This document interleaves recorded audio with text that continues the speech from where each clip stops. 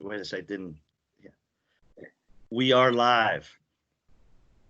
Hello and welcome to the My Veteran Experience podcast. My name is Joe Wallace, and this podcast is focused on speaking to veterans and military family members about their experience with the military and how that's made an impact on what they do today. And today, very excited to have Victor LaGroon with us. Thanks for being here today, Victor. Thanks for having me, Joe. I appreciate it. Yeah, so the question I ask everybody, what do you want people to know about you? Man, so, that's it's a scary question, first of all, because how much do you really want people to know? For me, I want people to know how fortunate I am and how fortunate I feel. As a veteran, people often meet veterans and hear some of the challenges that many veterans may encounter. And, for me, my service in the military, even though it was cut short medically, was a phenomenal experience. It taught me and prepared me for every challenge I've had since then. And, it's really kind of armed me with a set of skills that are very unique to my civilian counterparts. So, I'm quite fortunate in that regard. I get to continue to serve veterans and work with and work for, my brothers and sisters and people who still wear the uniform every single day. So, I think the first thing I'd want someone to know about me is that I'm fortunate and I appreciate it. Awesome. So I'm a geography guy. So where are you from? And we talk a little bit about, like where you grew up, and then why did you decide to go into the Army? So I grew up in Washington, D.C. until my mid-teens, and my mom said, "Hey, we're moving to Western New York," which I had never heard of or seen before in my life. So I was like, okay, cool, whatever. And, it was the polar opposite of what I grew up in. I grew up in a very big city, hustle and bustle, taking the subway all the time.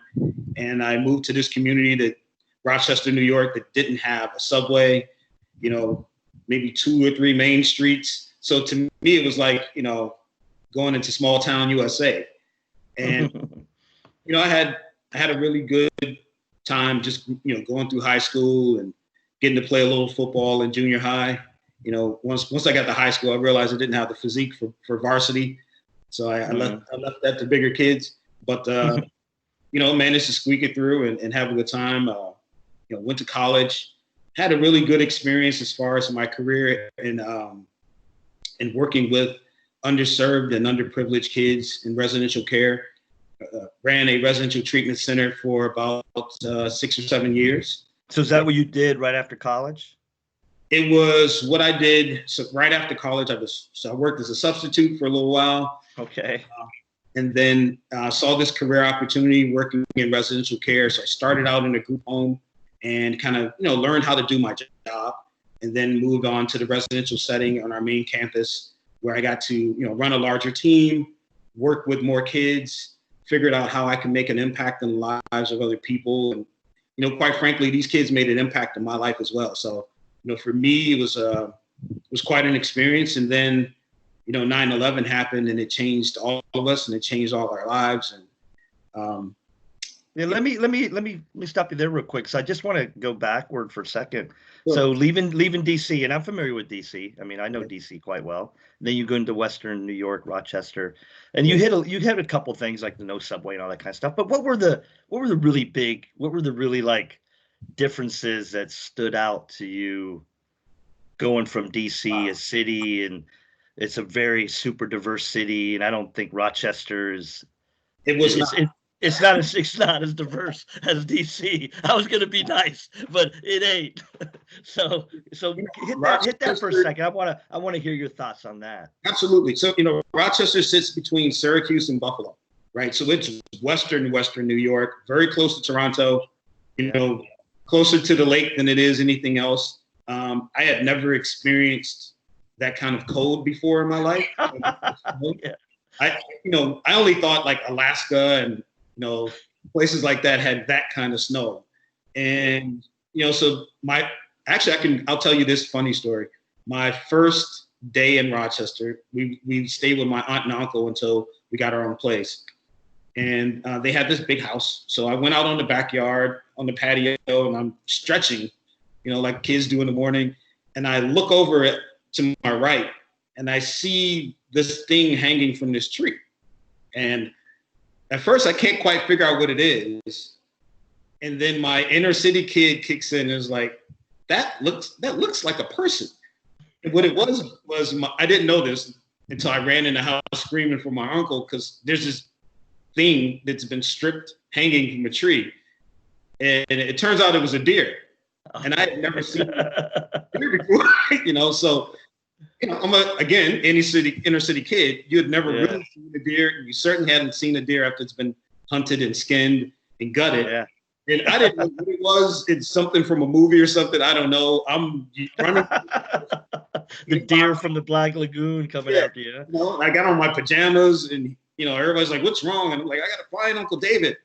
And I was like, there's some dead thing hanging from the tree outside. He's dying laughing. He's like, that's funny. Takes me back downstairs, takes me outside. He introduces me to his neighbor. He's like, yeah, so, Victor's never seen a deer before. So he didn't know what that was hanging from the tree. And, that's where I got my first taste of venison. And, I had never lived in a neighborhood where I was one of 3 Black kids, right? So I had this whole different experience of saying like, hey, almost everyone in my neighborhood looked like me, like my mailman, the police, the bus driver, my neighbors, you name it. And I haven't seen a Black person in like 3 days that doesn't live in this house. Right. Also, it's that's got to be a stark difference from. It was a very stark difference for me, and after, the one thing is that sports is like a unifier, right? So once I see all the kids outside playing sports, I want to come outside and play sports also. So it's my way of meeting my neighbors, playing football together and dodgeball and stickball and whatever else we did. And it was, DC is a very urban environment, so it's a lot of apartment buildings and stuff like that. And I moved into this community where there was no apartment buildings, and it was all houses. I remember saying, I got lost my first day coming home from school because I walked back and all the streets looked alike. And I was trying to remember the names. Now, did you overall feel welcome though? In the immediate neighborhood, yes, but I had to walk through several neighborhoods to get to my school.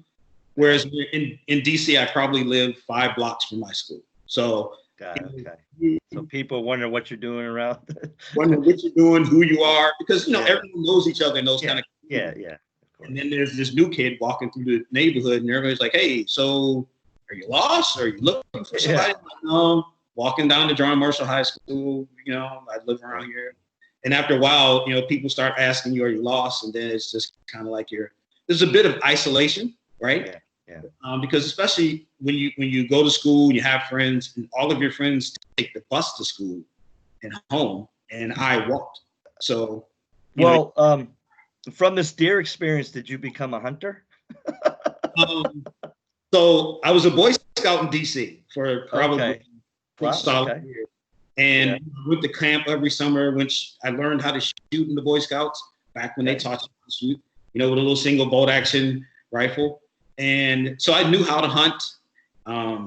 But I really, I spent more and more time with my neighbor, obviously, because he was the neighbor and he brought over venison. So we were really good friends. And, he was just like, hey, let me teach you about archery. Hey, let me teach you about shooting, and how to track targets. So I developed all these other nuanced skills that I'd never had before. And, I didn't really get to use them again until I went in the Army, but they were good to have. Well, it's funny, the hunting thing. So I was listening to Charles Barkley recently. He was on a podcast. Okay. And he said he only knows 2 Black men that hunt. And that's Bo Jackson and Karl Malone. He said those are the only 2 Black men he knows that hunt. And I thought it was pretty funny. Country dudes, but they especially Bo. Bo's really good actually at hunting.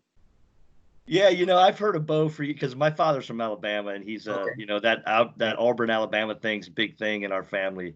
So so you in Rochester High School, and then I kind of brought you back a little bit. I just wanted to understand the differences between DC and Rochester, and I'm sure as a young person, I moved around all my life, so I know kind of what it's like just moving and having to kind of fit in and all that stuff. But you kind of coming from the urban environment and being a young black, high school kid, and nobody knows you, and you're walking the neighborhood. It could be it's a little different. I obviously didn't experience that.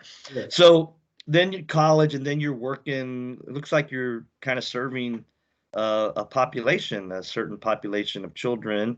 Right. And what go into a little bit of that. Like what was the primary focus of that service work?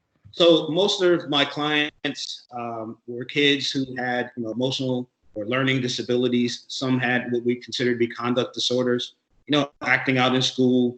So they were placed in residential care by the county or the court system or school districts. So you get these kids and they come from all over, some from the tough streets of Buffalo and some from the rural communities near Syracuse. So they're from everywhere, and you start realizing kids are a reflection of their environment, number one, and number two, every kid needs and values constructive criticism, but being uplifted, but they also appreciated just having someone consistent in their lives, being consistent with them, right? And my rationale was. Praise kids the same way you discipline kids, right? Praise them with the same tone, you discipline them with the same measure of feedback. And as long as you're consistent, kids will find value in that. They can appreciate it. They don't like it, but they can appreciate, John is treated just like Tom and Tom just like Paul. So I have to suck it up. I have to deal with it. And, later on in life, I started seeing my clients coming back to me saying, hey, I really appreciate what you did for me. How much you meant to my life and how much you really just kind of set me on the right path.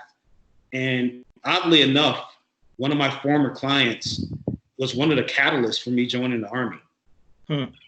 I was out with my team members one evening. So I used to take my team out and treat them on Thursdays.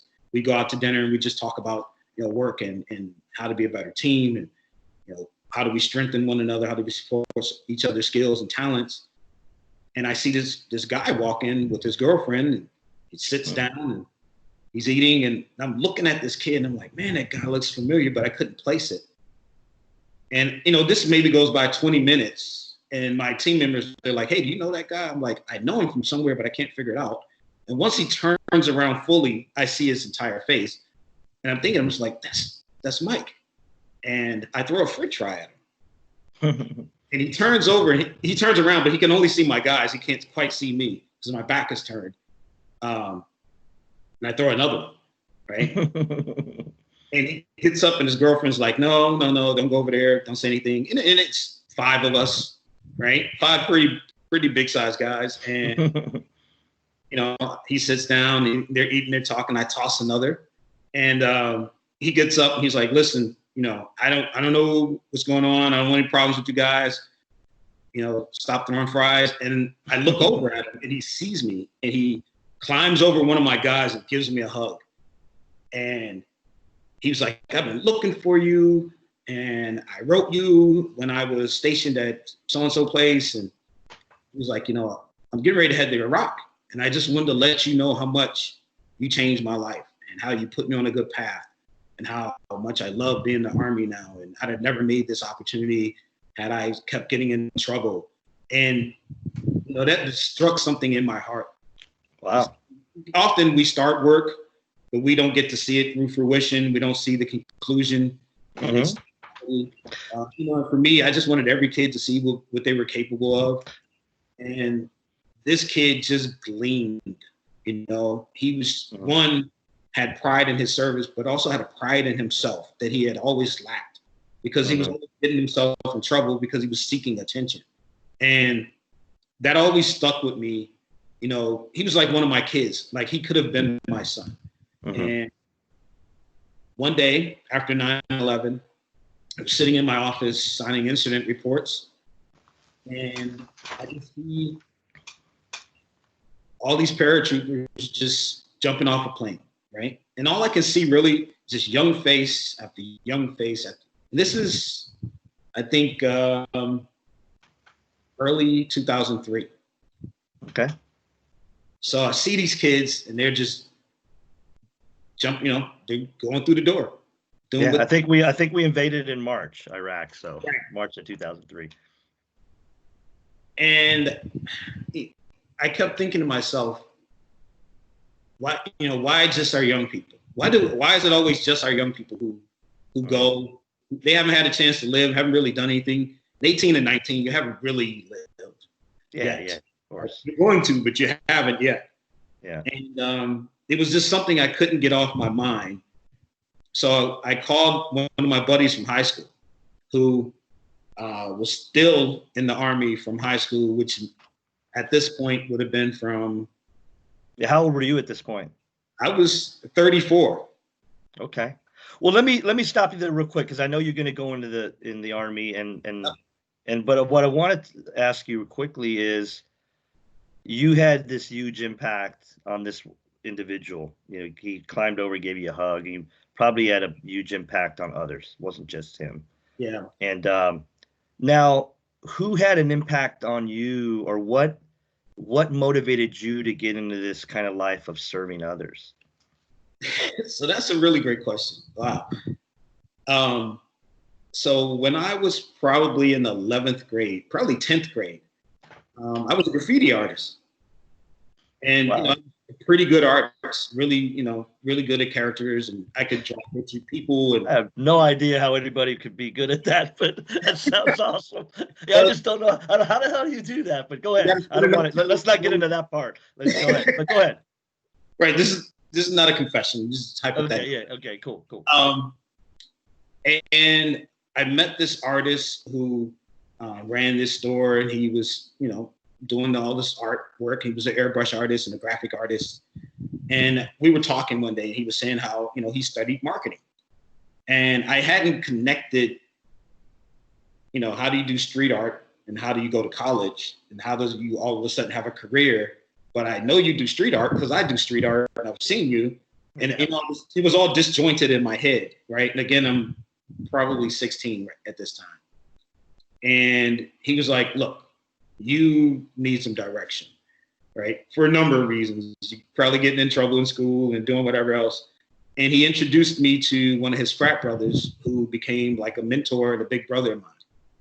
And that experience over those next few years, led to me just developing as a young man and recognizing that there are things in life more important than yourself. One of the best things you can ever do is find an existence where you help other people, right? If you want to really help yourself and do something for yourself, do something for someone else. And it always comes back to you in some other way. And having that molding at a critical time in my life, my parents were separated. My dad was still living and working in D.C. My mom was working as a nurse, so she was working all kinds of crazy hours. I saw her whenever I saw her. And for me, I needed that intervention at that time in my life. And I also needed some direction, right? Like most young men, I could play sports, I could talk to girls, I could hang out, do all that fun stuff. But at the end of the day, what are you going to do with yourself? What are you going to be? What do you want to be, right? And thinking through that. So for me, it was important that I took in what these guys were teaching me from this fraternity, and taught me about ownership, taught me about responsibility for community, taught me about people are investments. People will invest in you, and you need to invest in people. So it wasn't hard when I got a little older to make a decision around a career where I got to invest in other people, because people had invested in me. So that's how it all kind of came full circle. Cool. Awesome. Yeah. It was a great experience. It set me on the path, that's for sure. So you saw paratroopers, and now you were thinking of the Army. So let's get back to that part of it. But I appreciate you sharing the story of the mentor. So I reached out to my best friend in high school, Patrick, and I'm like, hey, Pat, are you still in the Army? At the time, he was in the Army Reserves. He was like, yeah. Actually, he was a reserve drill sergeant or something like that. So, and I was like, so, this is going to sound a little weird, might sound a little crazy, but I'm actually thinking about going in the Army. And he starts laughing. for probably like 3 straight minutes. He's not talking, just laughing on the phone. And I was like, no, I'm serious. He was like, oh, I thought you were just joking. I was like, no, I'm serious. He's like, dude, you're pretty seasoned for going in. I was like, yeah. You're pretty old. Right. So at the time, I'm playing in 2 softball leagues, playing flag football. I'm an active guy. I'm in really good shape. And I'm like, I can handle it. I'm tough. I can do what you guys do, in a very naive kind of macho way.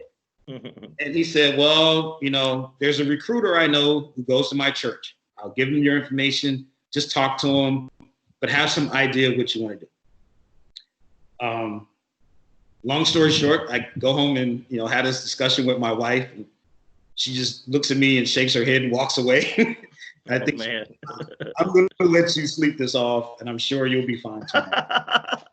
And I never slept it off. And I ended up meeting with the recruiter, and he was like, okay, well, let's get you to come down and take the ASVAB. We'll see where it goes, yada, yada. And, I scored pretty well. And I told him, I said, hey, these are the things I've been researching. This is what I'm interested in doing. So I initially was going to contract to go into PsyOps. Okay. Oh, cool. Right. So for some reason, as we were looking at the schedule, the basic training schedule and the AIT schedule, they couldn't marry them by the time, because I was also falling into a window where I was getting close to my 35th birthday. You got to get in there, right? Right. So he called me one day. He's like, hey, listen, not pressuring you or anything, but you've got 2 weeks. Actually, I had like 10 days. He's like, so you need to decide if you want to actually go in or if you're just going to let it go because you're getting ready to age out. So the day before my 35th birthday, I signed my contract as an intelligence analyst in the United States Army. Yeah. Clearly. That's awesome. Well, yeah, not your typical. I worked at the Marine Corps boot camp in San Diego at MCRD San Diego, and in the summertime you're full. You got all these, and they're mainly high school kids. It's all the high school recruits, and then in wintertime things slow down, and you get some older recruits come in. Sometimes they're could be around 30. I don't know if all the services has the same age cutoff. They do, but they were called quick ship.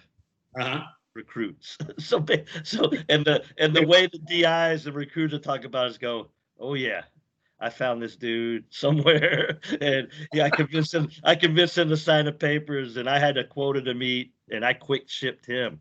So it's a quick ship. You get him, he signs the papers, and he's a boot camp as fast as you can ship him. So it happens. Yeah, there was sort of that. And some of them did really well. Some of them okay. I mean, every recruit, you can never look at a recruit just by visually looking at them and understand or know how well they're going to do. Some of them came in, you're like, that kid's never going to do well, and he just blew it out of the water. He's awesome. So it was a cool environment. Yeah, it's a great experience. It's not for everyone, right? Where'd you go to boot camp? So I went to Fort Sill, Oklahoma. Home of the artillery. I know, I've been to Fort Sill.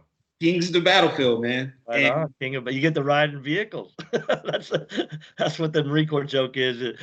Artie don't walk. Artie does not walk at all. And it was, if you could imagine, pre-surge or right around the surge. Back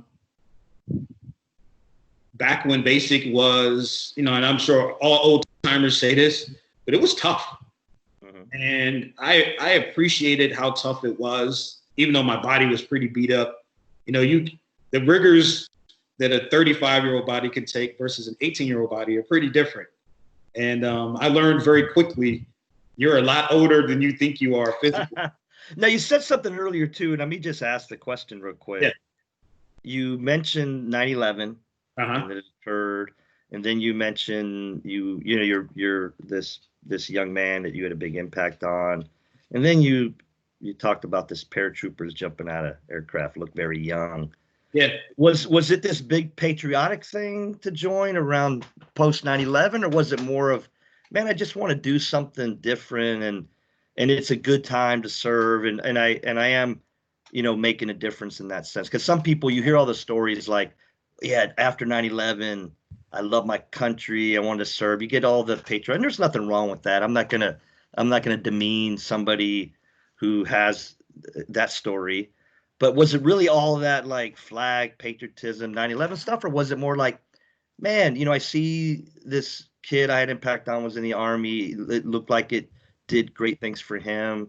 And then I saw these paratroop, because I tell you, like, about my tour at MCRD, I would ask every recruit, because we spoke to every recruit. We had a 5-minute interview with everybody, and I always ask him, what made you join the Marine Corps? Like, was it a commercial? Was it a person? I mean, what was it? And boy, the stories you'd hear of like what motivated somebody to join the Marine Corps were so different. Right. Like I was at McDonald's and some dude walked in uniform, and man, my girlfriend liked them. I go, I want to look like that dude, and all sorts of weird stuff. So what was kind of the main reason? Right. So, patriotism was part of it. I think as Americans, we don't understand how fragile freedom and liberty and so many other things are. Because we've been distant from war since the Civil War, right? It's been a long time since any foreign boots have put their boots on this ground, back to the French and the British. Mm-hmm. And, for me personally, someone in my family served in every war back to World War I.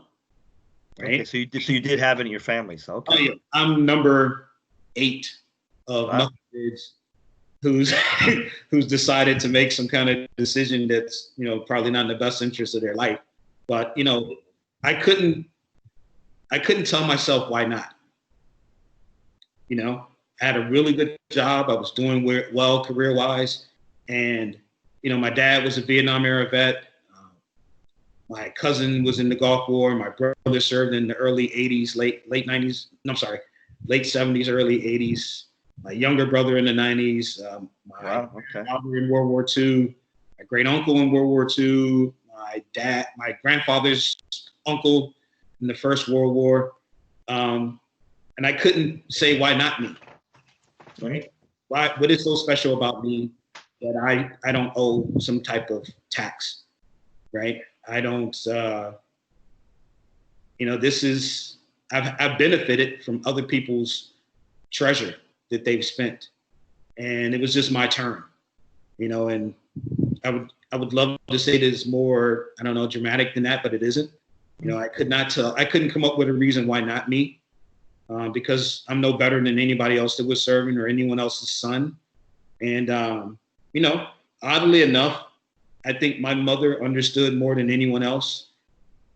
She just met my dad when he came home back in '66. So, my dad was an early Vietnam guy, and she started later. I remember she was telling me, like, listen, I remember when these guys were coming home in '68 and '69. And, VA system. And so she had a very sober perspective of what it was like during the war. And, she was like, if this is what you really want to do, and this is what you really want to commit yourself to, then I support you. And that was all I needed. Right. Mm-hmm. My wife kind of like, all right, if you say so kind of thing, but I dragged her into it. And she was as good a spouse as she could be, but I recognized that I was committing myself to something that I had some idea of, but I wasn't quite sure what it was going to be. But I did know this. I would be forever changed. I would come out of it a better person than I went in. And I knew that it would give me a different perspective than other people had. And back then, not many people knew somebody who was currently in the military in 2002. We were starting to see a lot of people go in. Sure. Today, I think everyone knows someone. But back then it was kind of like they are going to do that. It wasn't my son, wasn't my neighbor. Yeah, some parts of the country, communities, there's very few people you Yeah, would know, exactly. depending on where you live. So, well, it sounds like a little bit. I think you said it sort of. You kind of had gratitude to those who served before you, and gratitude's always a good reason. Gratitude is a good reason. I think a sense of ownership, a sense of pride in my own family heritage and what other people did before me. And, I mean, if my grandfather can do it, and my dad did it, my brother, and so on, I at least could try hard, really hard to do something that I knew was important. So, how many siblings do you have? I have 5. 5. Okay. Think about it for a second. That's all right. So you were at Fort Sill. You did where else did you go? Like, where was your tours, and what was your main, like, what did you do primarily? So, I was actually an Emmett guy, imagery intelligence. So Okay. after Fort Sill, after surviving Lawton, Oklahoma, I went straight to the plane that night. As soon as I got my orders, I was like, I want to put on the first thing out of here. And a group of us flew to Arizona to Fort Huachuca. Oh yeah, it's an intel school where I spent a lot of months, learning how to master putting together an actionable intelligence product. Also, it gave me a really big perspective, a macro level understanding of when we go to war, this is what it takes to be successful. This is how we fight. This is what it takes to commit troops to making decisions in the field, right? You don't have good intelligence, you don't have good operations, and a lot of people's lives depend on it. So immediately I had a great sense of responsibility around this work. After Fort Sill, I went to Fort Polk, Louisiana. Oh my God. You kind of went down. It just goes, Tell you what, people lining up to fight a lot in Oklahoma. People are running out of Fort Polk, Louisiana. Yes, sir. Yes, sir. So initially assigned to the 2nd Armored Cav, 2nd ACR, and they were actually deflagging and moving to Fort Lewis McCoy. Oh, there you go. I was like, hey, listen, this is August. I get to Louisiana. It is hotter than I've ever been in my entire life. And I am just tired of taking showers and sweating. So I go to command and I say, hey, listen, there's got to be somebody that's already forward and deployed. Can I go join a unit that's already forward? I got to get out of here. I cannot take this place. If you've been to Fort Polk in the summer, the bugs are huge. I've been to Fort Polk in the summer. I'm a city kid, right? So there, giant things flying around at night and snakes. Called roaches. Yeah. There was a Bengal tiger loose on our base. Oh God. Bengal tiger, right? That was when I first got there. Oh yeah, there's a tiger loose. I'm like, what? Like, why is there a tiger on this base? So somehow or another, I end up getting orders to Fort Drum, New York.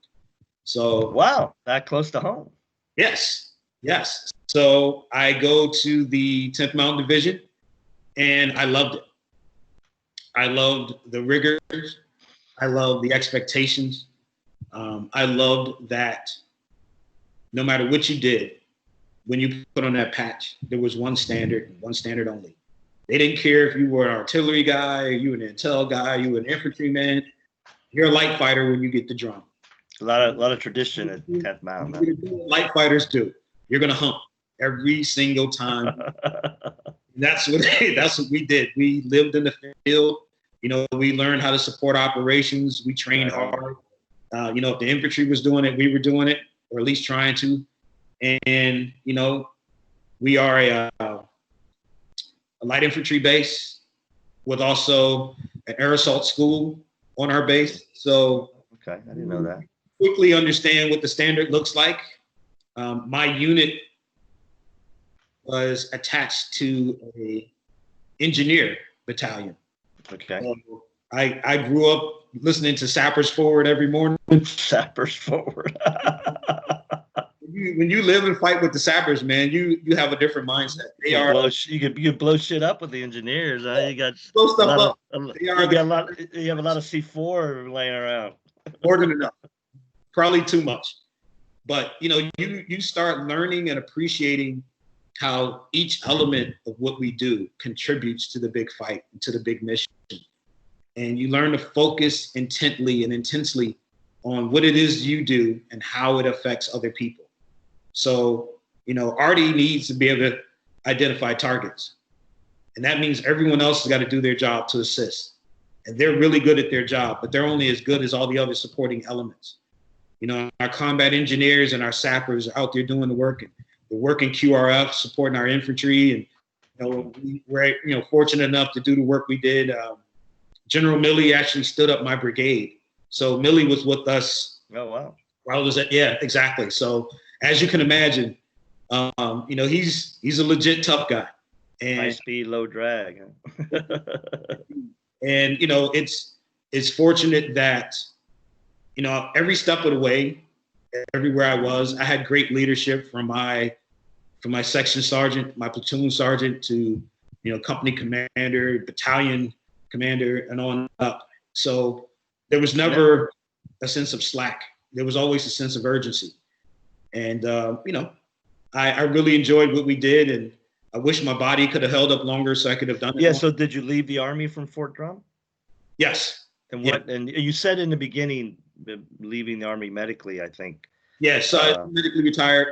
Yeah. So, okay, go ahead. Tore up my knee. Had fractured my ankle on a separate trip, but tore up my knee and kind of re-injured it running and fast roping. And, you know, one day went to my first sergeant was like, hey, just go get it checked out. We're getting ready to deploy again. And went, and the doctor was like, oh, I'll just take some pictures, take a look at it, see how it is. You know, it's just a little swelling. And I got back, and he started showing me pictures of things that I didn't recognize about my knee. And he said, well, let's put it in these terms. What we would consider to be a sports injury. And if you were an athlete, you'd be retiring right now. So I'm like, so can I get like a profile for a couple of days and then go back? He's like, no, not with that knee. He said that knee is no longer Army fit. And, you know, so it was either that or take a day job at a desk somewhere. And I didn't join the rider desk. Not, you know, not to anyone else's offense. Yeah. I loved what I did. I loved my team. I loved my units. I loved the guys that I trained with and fought with every day. And if I couldn't do that, I was content with going home knowing that I gave it everything I had, and it was time for younger legs to do it. So where did you? So you separated at Fort Drum then? Separated out of Fort Drum. And then where did you go from there? Went back home to Rochester, New York. All right. You know, get some home cooking. Mom's always good for that. Mom's is always good for that, you know, and it was good, I think, for the wife just to get back where her parents were, get back to some stability, you know, not be bouncing around and all that other fun stuff. So, you know, once I got back to Rochester, I said, okay, I got to figure out what's my next thing. What's my next mission? What do I want to be committed to? And I ran into a Vietnam vet that I worked with years ago in residential care. He was like, hey, man, good to see you back. How are you doing? And I was like, oh, I'm doing great, man. You know, I'm home, I'm alive. I got all my limbs, you know, blah, blah, blah. He was like, yeah. So how are you doing? I was like, I'm doing good. Like, why do you keep asking me that? And, you know, he said something to me that just, like, to this day has always stuck with me. He's like, are you doing good Army terms or civilian terms? So I was like, well, what's the difference? He said, well, in the Army, it doesn't matter what's wrong with you because you're always in the fight until you're not. He said, out here, it's different, right? I was like, oh, okay. So his first question was, you know, so how are you sleeping? And I had never thought about how was I sleeping until he said those words. I said, no, I sleep a couple of hours every night. He's like, yeah, that's normal in Army. That's not normal here. Right. He's like, it's not normal to sleep 3 hours. And what I had realized is that you are so wound up around the pace and tempo when you're wearing a uniform, right? When you're in a rapid deployment unit and you're a light infantry environment, you're go, go, go, go, go all the time at one speed. And then one day you're not. So you're already in that mode of thinking and operating until you realize you need to learn how to be back in a different mode and a different tempo. Mm-hmm. And that took some work. Unfortunately, I came home in a way in which I was relatively intact. I wasn't the same person I was. I was able to run and climb and everything else. I wasn't doing that anymore. Mm-hmm. So I couldn't run, and that part was a bit of an aggravation. But you run long enough, you don't miss running at all. But I did miss the environment. I did miss the culture, mm-hmm. the people I worked with, the people I trained with.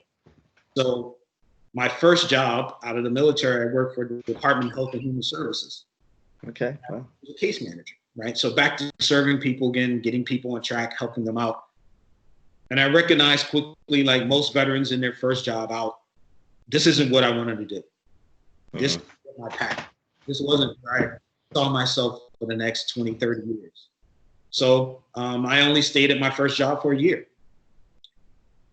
A buddy of mine reaches out to me and says, hey, I'm taking this job at University of Chicago. I want to do this community intervention around prostate cancer and men from underserved communities.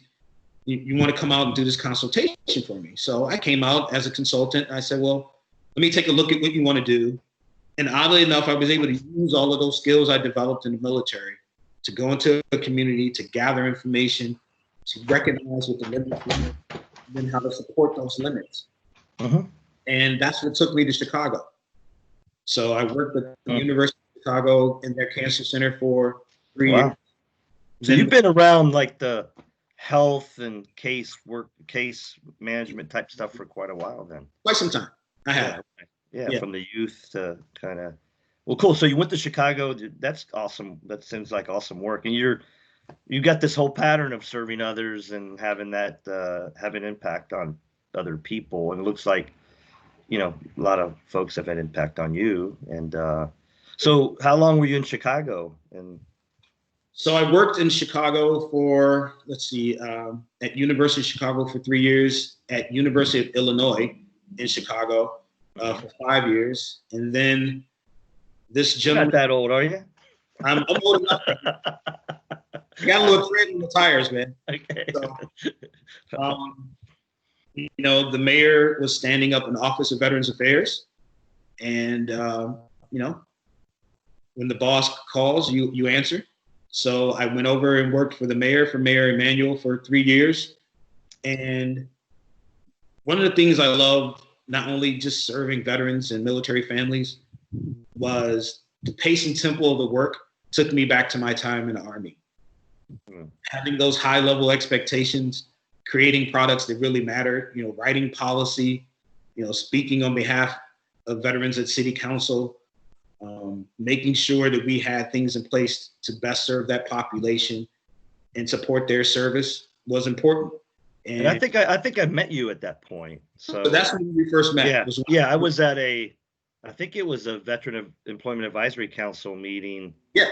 Downtown Chicago, and it was up in probably like the 15th floor or 20th floor of a building. Yeah, somewhere high. Nice windows, and we saw the city. And then you were there. I was sitting, they had people sitting on these long tables. Yeah. And I remember meeting you that day. And I don't have a lot of experience in Chicago, but my wife lived in Chicago she studied there for college, and then she lived there for a while. So I met you there. And then how long were you with the mayor's office? I was with the mayor's office for 3 years. Okay. Yeah, I think you said that. Okay. Yep. And the gentleman who recruited me to University of Chicago reached out to me again and was like, hey, I just took this position at this cancer center in California. I know you're not a West Coast guy, but would you be interested in coming? And hey man, we all become West Coast guys at some point. It was November in Chicago, so it's snowing. It's 30. Yeah, it's a lot warmer. So now you're at City of Hope, right? And kind of go into that, and then I want to ask you a couple, like a kind of a question as we look to wrap up here. So go a little bit into your work, and I've interacted with you in your capacity today, but explain kind of what the City of Hope is first, and then what you do specifically in your role there? Absolutely. So City of Hope is one of the premier and leading cancer treatment hospitals, not just in the country, but in the world. Ranked number one, I believe, on the West Coast, somewhere around 10 or 11 nationally. And every day, you know, it's an environment where people often come when they've had first and second chances at other places, and they realize this is it. This is it for my loved one. This is it for me. You know, I'm whatever stage I am in this, you know, and I'm knocking on the door. And we are often able to be very creative in our treatment modalities. We use technology. We use cancer genetics as a model for how we can design treatment individually for the one person that's coming through our gate at the time. Quite often you go to other treatment places and they may say, well, this is how we treat prostate cancer in all men. And this is how we treat breast cancer in most women. And this is how we treat, you know, lymphoma and this and so on. You know, for us at City of Hope, each and every family that comes to our gate is an individual family. And we treat them like an individual family. They come with their hopes that we can make a change and we can keep their loved one in their lives. So that's what we do on a day-to-day basis. We are a very self-contained organization.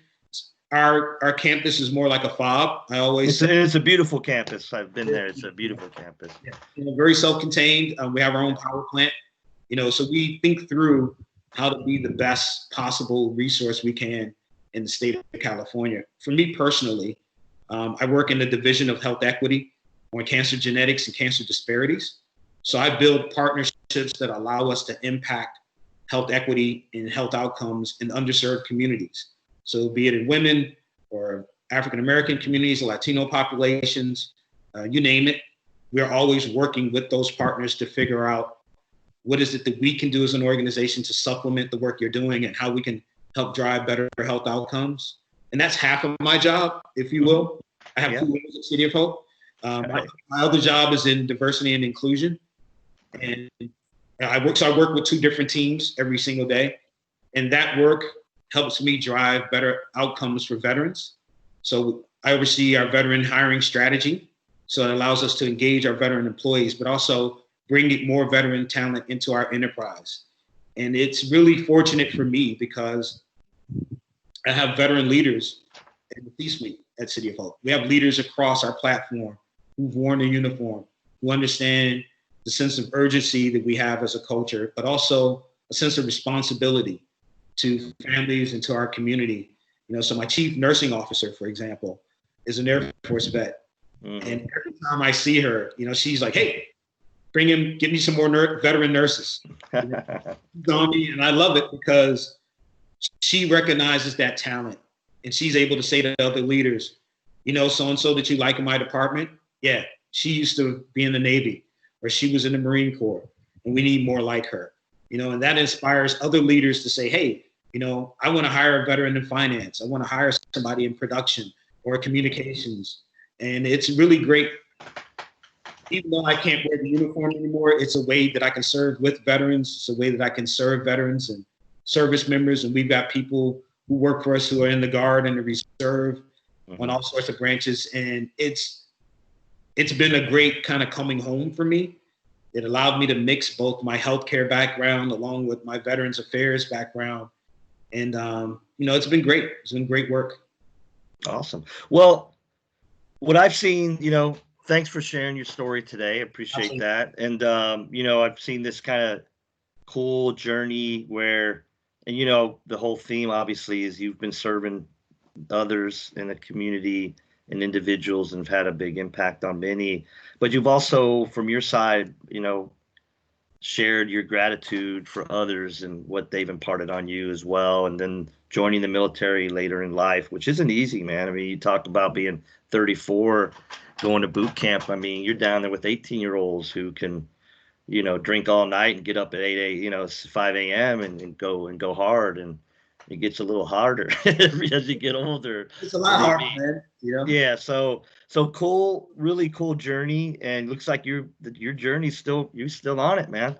But the one thing, so with all this, you know, really neat and just cool experience that you've had and experience of service, what kind of nugget of wisdom would you share with folks listening about, what do you want to share with somebody who maybe wants to live a life of service to others and some of the stuff that you've done? It's it's important that we tell non-service members and non-veterans that they also can serve. Like, we need their service as well. And part of how they can best serve is creating opportunities for others to serve, right? And I think that, the more people who serve in different capacities, our first responders, for example, I don't care if you work security, if you're an EMT, if you're a nurse or a doctor or a law enforcement officer, all of those folks who serve make an impact. They all have a sense of responsibility. They have a sense of service. And it's important that we have a sense of gratitude for teachers. Mm-hmm. I remember my crossing guard when I was a kid. Rain, he was outside every single day to make sure we got across the street safe. And people never stopped and said, "Hey, ma'am, I just want to appreciate how much you've done for all of us for all these years." But, everyone's got some kind of contribution in this country. And I always try to tell people, find what your service is. Find the thing you've got a passion for. Mentor, teach, volunteer. I serve on several boards, and it gives me some gratitude that I'm able to help other people help other people. So, for me, the advice that I try to give folks is look into yourself, think through how you can serve. I know that time is precious, but even if it's an hour a day, you can volunteer and be a pen pal with someone in a senior citizens living situation, right? Someone who may not get mail, who may not get cards or family visits. Check in on your neighbors. There's a ton of small ways that you can make a big difference. And I think sometimes we worry about doing that big thing, and it's really not the big things. It's a lot of people doing those little things that make a huge difference. So that's the nugget I would leave with people. Cool. Well, it's an awesome, incredible message. If we all had that attitude of spending whatever, if it's just part-time what we do to serve others, we'd probably be a better country today in the sense of people coming together. But that's a whole other topic. So, hey, Victor, I appreciate your time today. You've had, I've known you sort of over these last several years, but I didn't know your journey and story, and it was great hearing it today. So thanks for being on on my podcast, and thanks for those out there listening to listen in on the My Veteran Experience podcast. So we are out. Take care.